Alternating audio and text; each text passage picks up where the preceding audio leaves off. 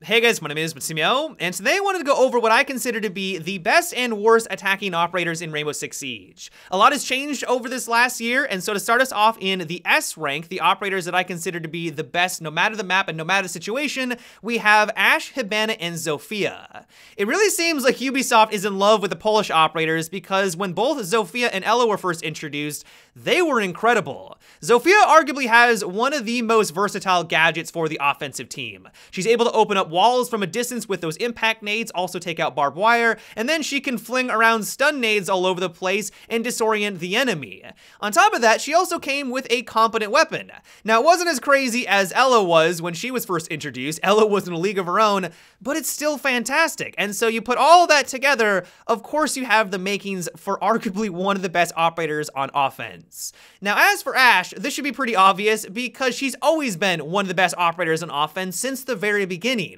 She's 3 speed, so she can move around really quickly. She has great weapons and gadgets, and she also has a tiny hitbox. Everyone jokes around that she has no headshot hitbox whatsoever because she is so difficult to take out. She really is the complete package. She may not have the same utility that Sofia does with her gadget, but she more than makes up with it for her speed and just raw aggression. And then finally, we have Hibana. Hibana really changed up the meta when she was first introduced because she's able to open up reinforced walls from a distance and also open up 3 reinforced hatches. That just simply wasn't available before. She kind of took over as the king of getting through reinforced walls compared to Thermite because Thermite was the only option before that. Now, she does have her weaknesses. One of the things that everyone complains about is that she only has 20 rounds in her weapon, but as soon as you master said weapon, you realize that is incredibly powerful. If it had access to 30 rounds, it would probably be overpowered. It hits like a truck, it has a very high rounds per minute, and it's also fairly accurate and doesn't have a lot of recoil. And so it's because of her weapon alongside the versatility of her gadget that allows her to open up hatches. She can open up walls into the objective, allowing your team to breach on through, or just simply opening up lines of sight onto said objective. That is the very reason why she is the final one for this S rank. Moving on down to our A tier, we have Thatcher, Thermite, Twitch, and Dokebi. Thatcher and Thermite kind of go together like peanut butter and jelly. If you've got a Thatcher, you're probably going to want a Thermite and vice versa. Now, of course, you could swap out the Thermite for Hibana, but for the longest time, these guys were your go-to for every single attacking round. You needed to get onto the objective, and these were the 2 best guys to go about it. Now, the reason why I placed Thermite below Hibana on this list isn't because I think Thermite's terrible, it's just because I think that Hibana is a bit more versatile. And then for Thatcher, he's just the complement to those operators. He's able to assist them to get through those walls, and then he's also able to deal with a wide variety of gadgets. Ella, with her popularity, Thatcher is one of my favorite operators to deal with it, so they just don't have to get concussed with her Ella mine.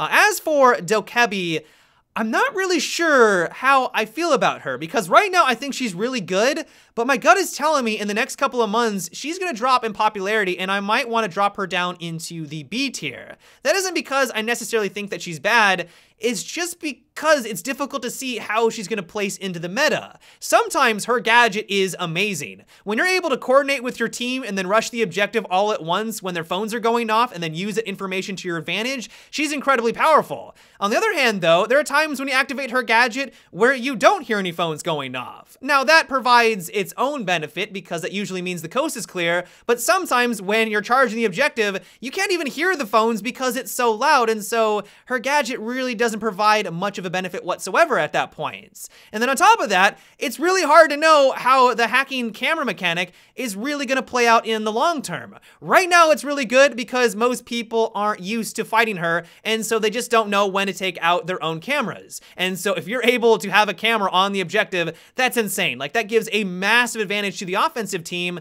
but I have a suspicion that when people get comfortable fighting against her, they're gonna learn that mechanic, they're gonna learn when to take out their own cameras, and it isn't going to be as impactful as it is right now. That said though, right now, I think she's amazing and deserves this A rank. She has an amazing DMR, probably the best DMR in the game, and she has a really fun gadgets. And then finally for the A tier, we have Twitch. Twitch has seen a lot of play lately, and I think that's due in part because of the prominence of the trap meta. If you need to deal with Legion mines, you need to deal with Ela traps, you need to take care of Mira's wall. Mira's one of the best defenders on some objective, you're probably gonna wanna have a Twitch. And then she has access to the F2. a monster of a weapon. Now, I admit, it is a bit unruly, it has a fair amount of recoil, but you know that when you fight against a true Twitch main that has mastered that weapon, it is a serious force to be reckoned with and just destroys everyone that it comes across. Moving on down to our B rank, we have Sledge, Blitz, Fuse, IQ, Buck, Blackbeard, Jackal, and Montaigne. This is a really stacked category, and I think that's just mainly due in part because I think Ubisoft has done a really good job of making all the offensive operators relatively well balanced. Now, some of you may have raised an eyebrow at my inclusion of Blitz because for the longest time, this guy has been worthless. You need to close the gap with Blitz to be able to use his gadget properly, and because he's so slow and encumbersome, and he had a gigantic headshot hitbox, he was pretty terrible. Well, now that they've shrunk that hitbox, he now can sprint at the enemy with a shield up, and pistols across the board have been upgraded, which has been incredible for shield operators. He is now becoming a much more competent choice. When I'm fighting a good Blitz in a 1v1 situation, it's kind of scary now. Of course, he's not perfect. As soon as you need to fight more than one target, that's where he starts to struggle. He is a shield operator, which comes with its own bugs and glitches. But I'm just kind of surprised at how competent he is in the right hands. He may not be overpowered like he was when they were able to hit fire people across the map when the game first released, but he's nowhere near as bad as he was a couple of months ago. As for Sledge, he has always been a solid choice. Whenever anyone asks me what operator they should get involved with when they first start playing Rainbow Six Siege, I always recommend this guy. His weapon is really reliable, it's easy to manage, so it's great for newer players who are just getting started, and while his gadget is simplistic, it also has a lot of utility. He may not be flashy like some of the other ones that we've talked about, but he's just a solid choice all around. As for Blackbeard, he is probably the most controversial character that's ever been introduced into this game. When he first came out, he was overpowered. His shield could absorb 800 damage before it would break. A lot of people didn't even realize that it could break. Eventually, they nerfed him. They gave him 2 shields instead of 1, and they reduced how much health it had. But then they realized that that even wasn't enough, and then they nerfed him even further to what we have today. Now, some people claim that he's underpowered, and they call him Saran Wrap, and I can kind of see where they're coming from because there are some times where it just seems like that thing pops and it didn't provide any protection. But then there's a lot of times where it does provide enough protection because if it wasn't directly in front of you, you would have lost the firefight to a headshot. That's what Blackbeard is all about, and that's the reason why I still think that he's a very controversial operator because he's just very difficult to balance. And so while he may not be perfect on every map and every objective because you need to take him slow and methodically, when you are able to get the most out of him, he's really valuable to your team. He's taken out the enemy, he's not dying in those situations, and that's just gonna give your team the number advantage.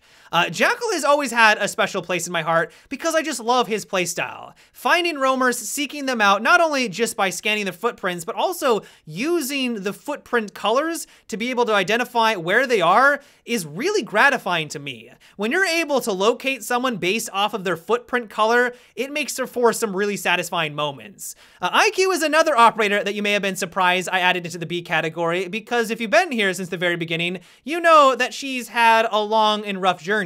She's gotten a lot of small buffs along the way, but it's never gotten to the point where she was really the best choice to have on most maps. I feel like she's finally in a well-balanced state. I still don't really like how you need to switch on over to pistol to be able to use her gadget. That's been something that I've never really been a fan of. But with the addition of just an insane amount of new gadgets, especially with the trap meta, it's hard to argue that she doesn't bring something to the table. On top of that, she also now has frag nades, which she didn't have for the longest time, which is arguably one of the better gadgets that you can have on offense.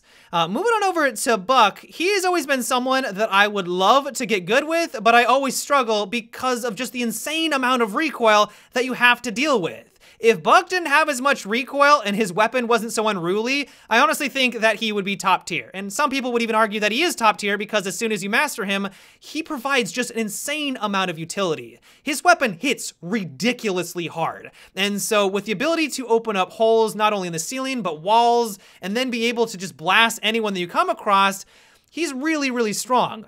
It's because of that insane recoil, though, that limits his potential. And I think for that very reason, he deserves to be in this B rank. As for Montaigne, while he's nowhere near as good as he used to be a couple of months ago, if you guys remember, he could hip-fire people at extreme distances, and thankfully Ubisoft kind of nerfed that potential, but that doesn't make him awful. I might be a terrible Monty, but that doesn't mean that he's bad. When I'm going against someone who's competent at this guy, or when I have someone on my team that's making good callouts as Monty, it makes it a lot easier to win these engagements and just push the objective.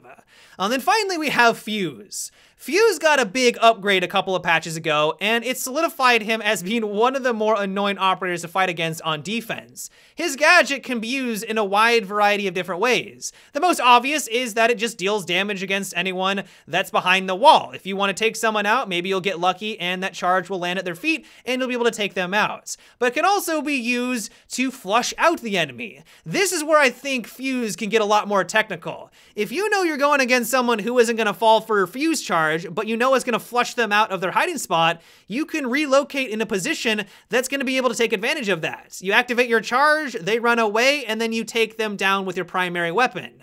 And then finally, you can also just use it to take out the wide variety of gadgets. If you don't want to play as Thatcher, but you want to take care of the barbed wire, you want to take care of the lesion traps and the elemines, well, just pop this next to a window and have your gadget take care of all of them.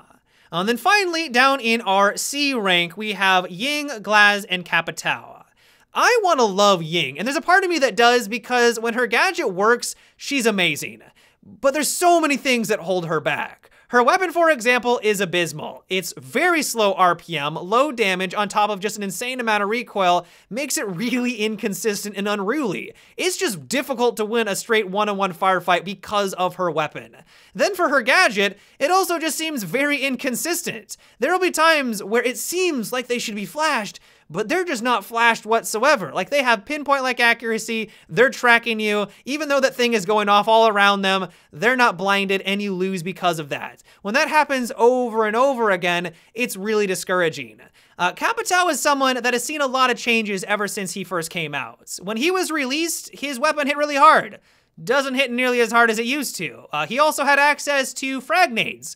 No longer has frag nades, and so he's kind of a shell of his former self. He was the entry fragger. He was able to rush on in, hit really hard, take people out, use his frags to deal with obstacles or just use them against the enemy, and he just doesn't do that anymore. His gadget, while it's better now that his smokes are a lot more consistent, they're a lot better than they used to be, it also doesn't have a large radius on the asphyxiating arrows, and so I don't know, I've just never been really impressed with him ever since they made those changes.